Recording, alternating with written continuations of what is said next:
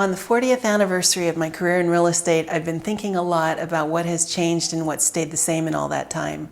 Today I want to share some of the things that have shaped me during the past 40 years, and I'll close with the best advice I ever received that changed me for the better as a realtor and as a person.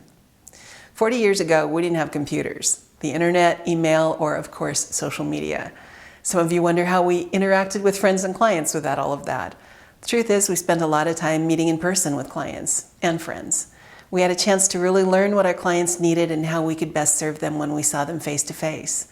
We're still in touch with clients that we served decades ago, and we've even helped their children buy homes, children who hadn't been born when we first worked with their parents. That's a relationship level that you only get by caring about the clients. One similarity then, as now, is interest rates have a big impact on the market. I can lend some perspective on interest rates in just two words: 14%. My first month in real estate in early 1984, I lost the only buyer I was working with when rates went to 14%. He had no choice but to rent. And the other agents in my office consoled me by saying if I could learn how to sell in that market, I would be able to sell anywhere, anytime. That didn't pay my rent, but it stuck with me. My husband Daryl and I relocated to San Diego in February of 1988. After 4 years in Denver's pretty challenging real estate market, we hardly knew what to do with the red-hot market in San Diego. Somebody's aunt or drinking buddy with a real estate license could get the job done, and it was hard to break in knowing absolutely no one in San Diego. But about 18 months later, the market shifted and everyone's phones stopped ringing. At least that's what all the agents in our office said. They went from doing business with almost no effort to wondering what happened. Having learned how to produce results by working hard and marketing well, our business took off. One central truth in life and real estate is we don't always get what we want.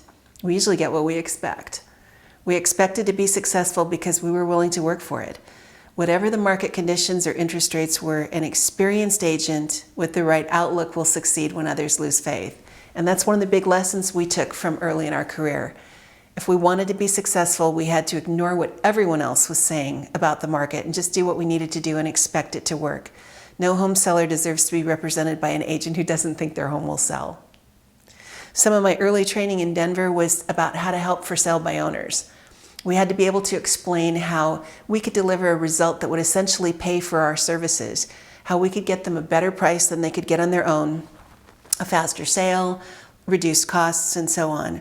The trainer said most homeowners didn't believe that was possible, and here's the kicker. Most agents didn't either, and I was one of them. The math didn't work in my mind yet, but I worked hard to learn how to deliver results like that. I learned everything I could possibly learn about negotiating and marketing, and the truth is it took years to get to the point where I could do it. But from that moment, my goal was to deliver results for my clients that exceeded the payment I received. The mid-90s in San Diego saw homes staying on the market for 5 or 6 months sometimes. That's when we learned a technique that has carried us through every kind of market since, and how we deliver the results that exceeds what we're paid. It's a pricing strategy called value range pricing, and it all began in San Diego in about 1997. You could price a home using a range of value instead of a fixed price. To tell you the truth, pretty much everyone thought it was nuts, and we might have too, except that we were lucky to have 3 sales right away that convinced us that range pricing was the key to selling in a buyer's market. The first sale that shocked us was for a seller whose home had been on the market for 4 years with 4 different agents, and it just didn't sell. When we first saw the home, it was gorgeous, and the price didn't seem too far off, so we asked the owner why she thought it hadn't sold. Turns out there was a disclosure that needed to be made. The home was partially rebuilt after a fire that was set by a house guest who committed suicide. How do you price that? We used a big range and sold that property for a great price in just 3 weeks. The range attracted so many buyers, we ended up with a bidding war in the 1990s. The next case is a seller who'd been on the market for 5 years with 5 different agents. Now you're getting a sense of what the 90s were like in San Diego real estate. We used a big range on that one and sold it in 2 weeks for exactly the price the seller had held out for through 5 years. And the last story I'll tell you is the one that really showed us the true power of value range pricing. We had a listing that had been on the market for 5 months and the seller really needed to sell. There was nothing good or bad about this house. It was in average condition, had an average location. We had lots of showings, but no one wanted to buy it, and they never really had a reason. It just wasn't the right house. It was listed at $209,900, and we used a range of 180 to 215. In 4 days, we had multiple offers and sold it for 205. In fact, it sold to someone who had seen it already when it had been priced at 209. I keep records of feedback, and I was curious to know why they hadn't bought it then, but they did now. What they said is it was overpriced. But they ended up paying just $5,000 under the asking price when they first saw it. The difference was now they had competition from other offers, and I guess it seemed more interesting once someone else wanted it. Those 3 sales helped us to realize what a priceless tool value range pricing is, no pun intended. So we still use it today to generate top of market prices for our sellers. The last thing I want to share with you is the best advice I've ever received. It's changed my life as a realtor and also as a person. One January day in 2006, I was having a day filled with stress and drama, and it wasn't even 9 a.m. yet. A very famous real estate coach, Tom Ferry, was in person at our sales meeting, and I didn't even want to be there.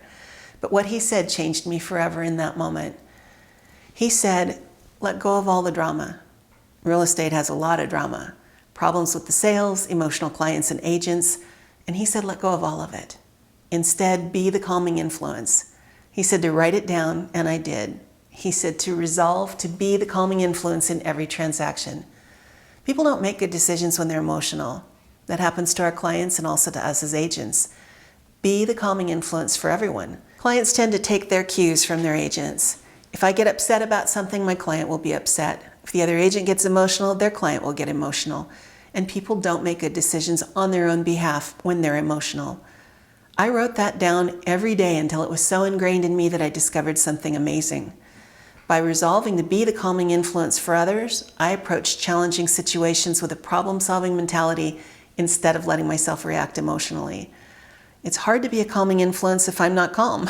So with very rare exceptions, my first instinct was to remain calm and just identify possible solutions for whatever happened. So I'd call my clients and with news of the situation and also a few ideas about how to deal with it. Time and again, they would tell me that they felt so much better just hearing me explain things and they knew we'd be okay. That gives me so much joy when I hear that. With almost 20 years of practice at being the calming influence, I'm getting pretty good at taking life in stride. I'm in a career that I love 40 years later. My primary career goal is still to deliver more in results than they pay me for. Part of what that means is I don't focus on how many homes I can sell. There was a day when we produced a very high volume of sales and had a full-time assistant. Today, we take on only as many clients at a time as we can personally serve and devote 100% effort and attention. It's all about quality, not quantity today. It's really about the relationship with good clients. Thank you to all of the clients who have trusted us with their real estate needs for the past 40 years, and to all the ones we've yet to meet. Bye for now.